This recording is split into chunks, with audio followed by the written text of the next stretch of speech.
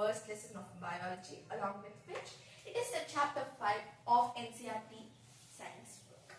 So let's get started. What do you think a cell is? Cell. It is the fundamental unit of life. What do you mean by fundamental unit of life? Because it is needed for everything. All living organisms are made up of cells, and everything is made up of cells.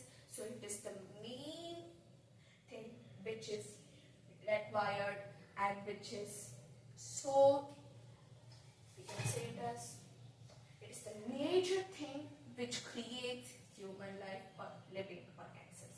So let's get started. It is the fundamental unit of life.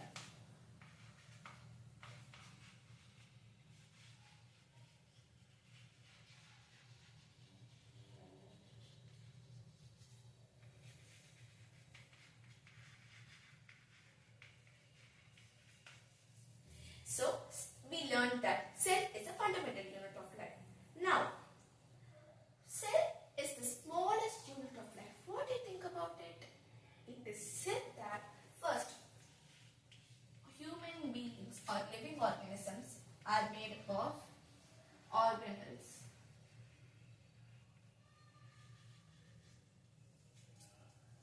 And organelles are made up of tissues. Tissues are now, these tissues also are made up of cells. So the final and last one is cells. So everything is made up of cells. So I hope you all could have understood it. So now you could see that it is the smallest unit of life. Now, let us see. Who discovered this name cell? Who's that fellow scientist who discovered the cell and made us to learn about this? You all would have questioned it. So, it is nothing but Robert Hooke. Let me erase it and teach again.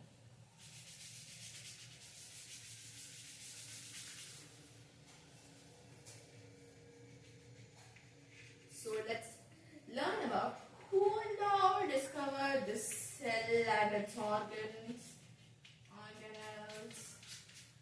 Actually, the first mistake I made is it's not organelles. Organelles are the things which are present inside the cell, and organs are made up of tissues. Sorry for that. Now, let me start. That fellow scientist who named the cell like that things is nothing but Robert Hooke. This fellow scientist, let us see about the history of this fellow scientist and this cell. Okay, what this fellow scientist did is, actually his father was some glass creator, so he actually thought that what would be inside these things and what will we see inside these things and what can we do with it. He thought of that and he did. He was like this. What can we do? Then he got an idea. He took his father's made glasses. His father made some round shaped glasses like this. Then using this, he made a compound microscope, which is the basic microscope. It is not used nowadays. He actually made a microscope with this.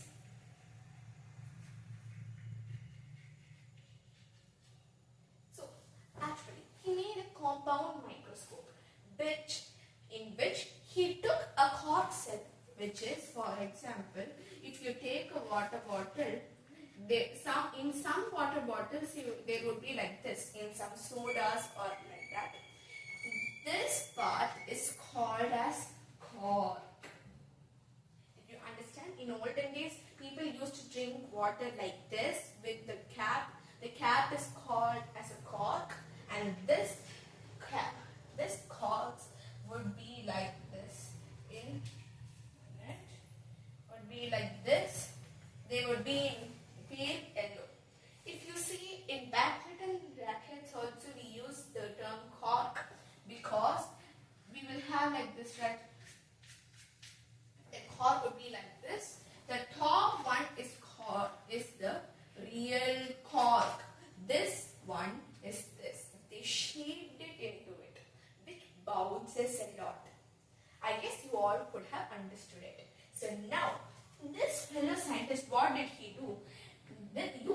microscope, he viewed this cork. After viewing, he saw a structure like this. I hope you could see it. A structure like this. Now, inside the structure, nothing was there because corks are dead cells. Dead cells lack with nuclei. Some dead cells have a bit nucleus, but it wouldn't be alive. So it would lack Golgi apparatus, and also cytoplasm would be there a bit, but it would be so empty. Nothing would be there. Chloroplast wouldn't be there. Cork cell is a plant cell actually. It is not an animal cell. Now, actually cork cells are made up of wooden trunks, which is of trees.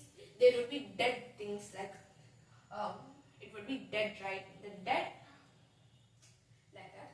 So now he viewed it like this. It was so empty. So in those days, he had seen monks who lived in small rooms called cells. They named it cells that days. So he thought of naming this also a cell because it is so small and nothing was there. It was so empty.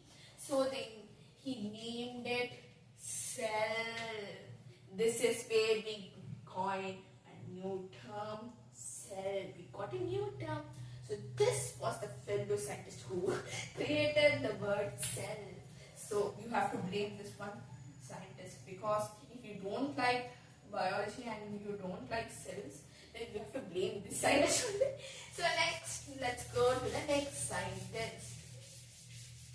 The next scientist was the one who you learned at your 8th standard, which is nothing but Anton van Leeuwenhoek. Both are hooks. For remembrance, you can name it. These both are hooks. So, but they are not interconnected. So, first, before that, wait a minute, let me take my note. So, this Robert Hooke found this coin named cell in 1665, in the year 1665.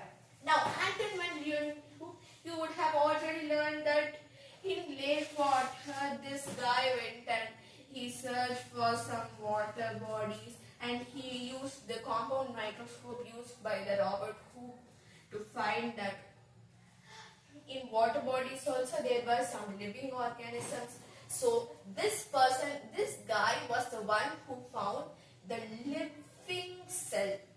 This guy found a dead cell, so he named it as cell, but this guy found the living cell. That he found the presence of living cell in pond water. The main thing is pond water. When did he find it? Did you all guys know about it? You would have learned it in your last year textbook. In 1674, he found this living organism inside the pond water, which is living cells. Okay? Let me go fast now because I was so slow. Like blah blah blah. Actually, being injective is so good. Now I'm going to erase this cell.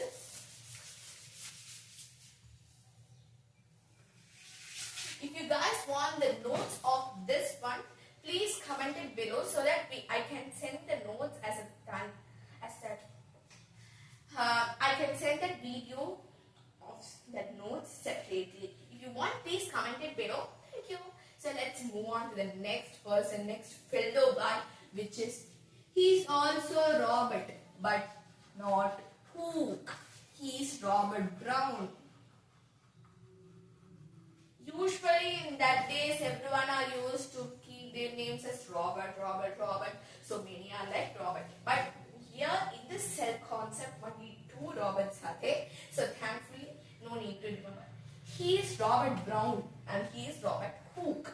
Okay, this Robert Brown guy, after these researches, he thought that why shouldn't we also bring a new theory or new thing into this world, or why shouldn't we deeply search in that living cells discovered by Anton van Leeuwenhoek? Then he did. But this guy did it only at 1831. Guess. Here, this guy did everything at 1674. Finally, they did. Which means they have done it in the 17th century. But this guy at 19th century, he found it. What a guess, right?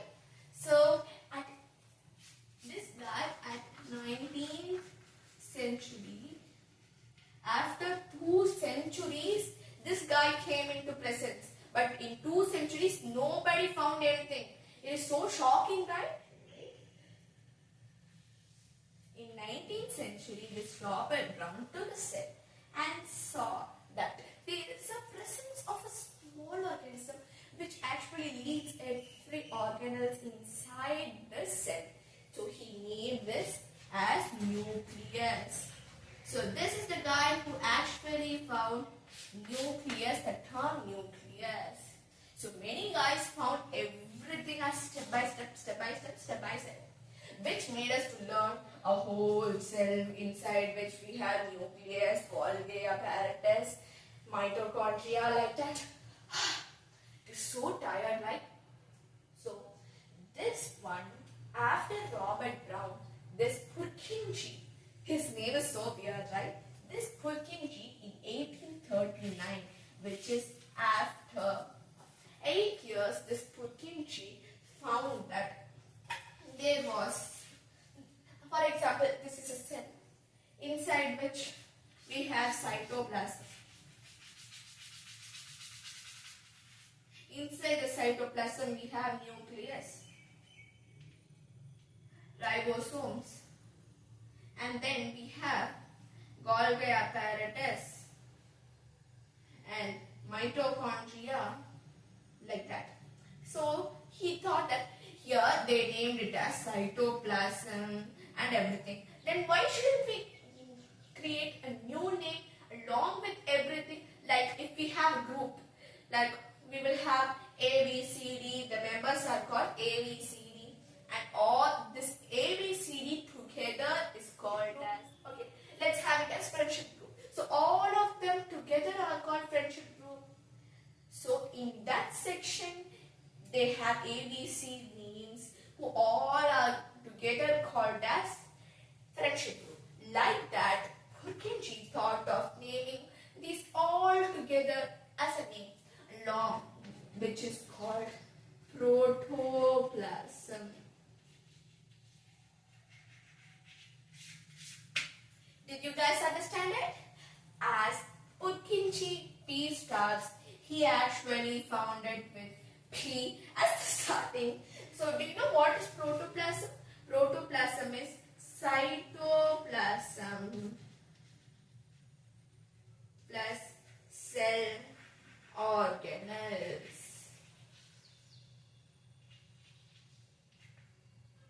So this is what Purkinje found. Next, let us see what did the other. Okay, cell theory.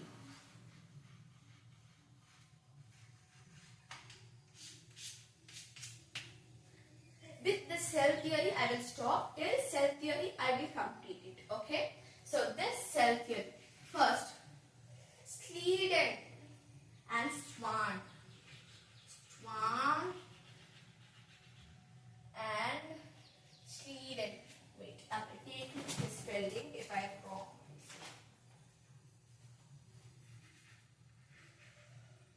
Sleeden. Both found that cell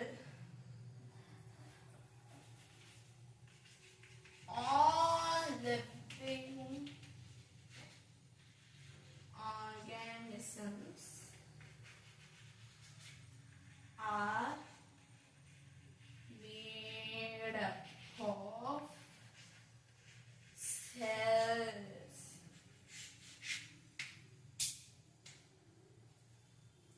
They are the ones who found all living organisms are made up of cells. And these both, Sweden actually found it at 1 year before, and Swan actually, he was like, would my brother's words would be correct? He researched upon it and finally it was correct.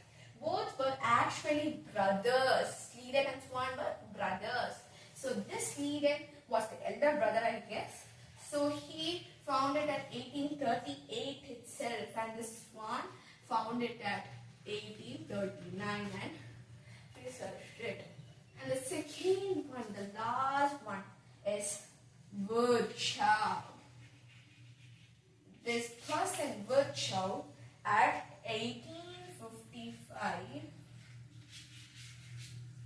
added that. So actually cell theory consists of all living organisms are made up of cells.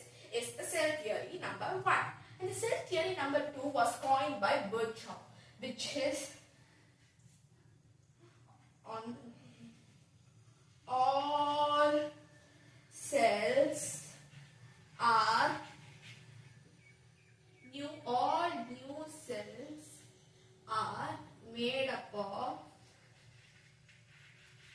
pre-existing cells, which means cells are already present. The new cells come from the pre-existing cells. It won't create by itself. It comes by the pre-existing cells by dividing like that. So let's finish off with this. If any doubts, please comment it below. Thank you for watching this much time. So let's meet it in the second part. Thank you. Bye-bye. If you want, please copy it. Thank you guys for watching. Please subscribe our channel if you like these videos and comment below what video do you want next.